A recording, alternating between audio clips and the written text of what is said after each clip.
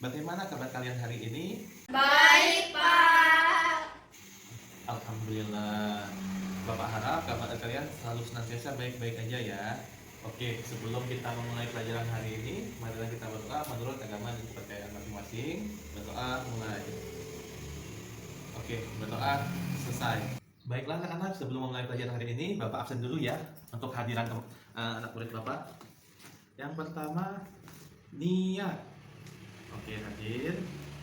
Anjani. Hadir. Felicia.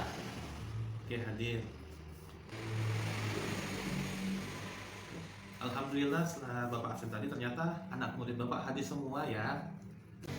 Nah, oke, baik, kemarin kan Bapak sudah mengasihkan kalian tugas ya. Alhamdulillah tugasnya semua sudah kalian kerjakan, sudah kalian kumpulkan ke Bapak, dan tugasnya sudah Bapak bagikan ya ke kalian masing-masing. Tetapi masih dari tugas yang sudah di Bapak koreksi, masih ada yang keliru tentang pemahaman tentang siklus air.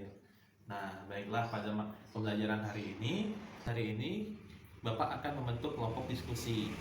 Untuk pembagian, setiap kelompoknya terdiri dari 3 siswa. Sebelum berdiskusi, Bapak akan memperlihatkan video pembelajaran tentang siklus air. Oke, baiklah anak-anak, silakan memperhatikan dulu video yang Bapak sajikan.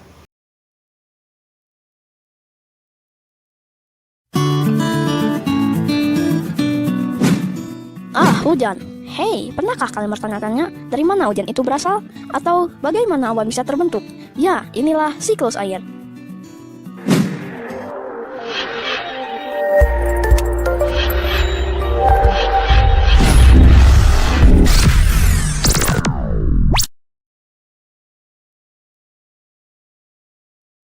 Hujan itu terjadi karena perputaran air di bumi. Awalnya dari air laut yang menguap karena terkena sinar matahari. Uap tersebut terus naik ke atmosfer. Setibanya di sana, uap tersebut mengembun lalu berubah menjadi titik-titik air yang akan membentuk gumpalan awan yang kecil. Awan yang kecil itu semakin lama akan berubah menjadi awan yang besar. Awan besar tersebut semakin lama semakin banyak berisi titik-titik air sehingga terlalu berat untuk berada di udara. Saat inilah titik-titik air itu dijatuhkan ke bumi dalam bentuk tetesan-tetesan air yang kita sebut hujan. Hal itu terus terjadi berulang-ulang. Memang hujan sangat dibutuhkan oleh semua makhluk hidup. Jika hujan tidak datang, tentu makhluk hidup akan kekurangan air. Begitu pula sebaliknya, jika air hujan turun berlebihan, ia bisa menjadi bencana tanah longsor dan banjir yang menakutkan. Dari mana hujan itu berasal? Atau bagaimana awan bisa terbentuk? Ya, inilah siklus air. Di saat matahari memanaskan lautan, air menjadi uap air dan naik ke udara. Proses ini disebut dengan penguapan atau bisa disebut evaporasi. Ketika uap air itu mencapai langit, uap itu akan berubah menjadi tetesan air kecil. Tetesan air ini bersama dengan berbagai gas dan partikel debu bersatu membentuk awan. Ini dikenal sebagai kondensasi. Kalian juga bisa melihat penguapan ini di rumah. Lihat saja ketika kalian atau orang tua kalian sedang memanaskan air.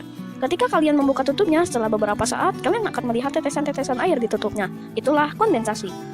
Ketika awan terlalu berat dan tak bisa menahan air lagi di dalam, awan itu langsung mengeluarkan hujan es dan salju. Ini dikenal sebagai presipitasi. Saat hujan, air dikumpulkan di lautan, danau, dan sungai. Air yang turun dari langit akan terserap juga oleh tanah dan menjadi air tanah. Tahukah kalian bahwa tanaman pun berkeringat? Itulah yang disebut transpirasi. Itulah sebabnya hujan lebih banyak di tempat-tempat yang banyak pohonnya, seperti di perbukitan dan hutan. Jadi, siklus air adalah proses yang berkelanjutan, evaporasi, transpirasi, kondensasi, dan presipitasi.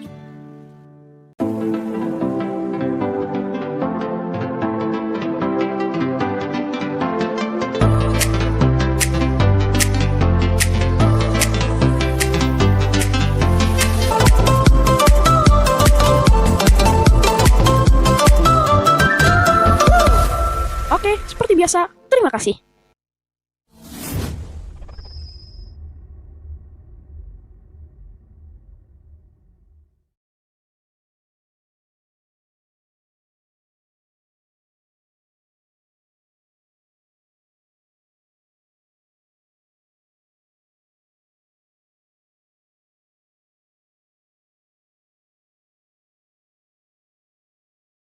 Untuk diskusinya sudah habis. Setelah itu Bapak harap masing-masing dari kelompok dapat mengirimkan perwakilannya untuk menceritakan tentang hasil diskusi kalian pada hari ini. Tahap siklus air di bumi kita yaitu air yang ada di dalam tanah. Sungai akan menguap dibantu proses sinar matahari. Lalu membentuk butiran air di udara yang dibuat oleh senyawa-senyawa di udara. Lalu membentuk awan kecil. Awan kecil berbentuk menjadi awan besar. Awan besar lama-kelamaan tidak sanggup menampung air sehingga terjadilah hujan yang turun lagi ke bumi atau tanah. Nah, Pak. Wah, dan presentasi dari kelompok 1 alhamdulillah sudah bagus sekali, sudah baik sekali. Baiklah, dapat Bapak simpulkan dari hasil presentasi tadi bahwa Ica, Nia, dan Anjani sudah lebih memahami tentang siklus air. Baiklah, kegiatan pembelajaran kita hari ini sudah selesai.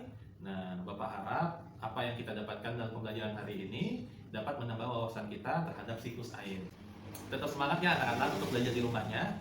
Ya, untuk mengakhiri kegiatan kita hari ini, marilah kita bersama-sama mengucapkan lafaz hamdalah. Alhamdulillahirobbilalamin.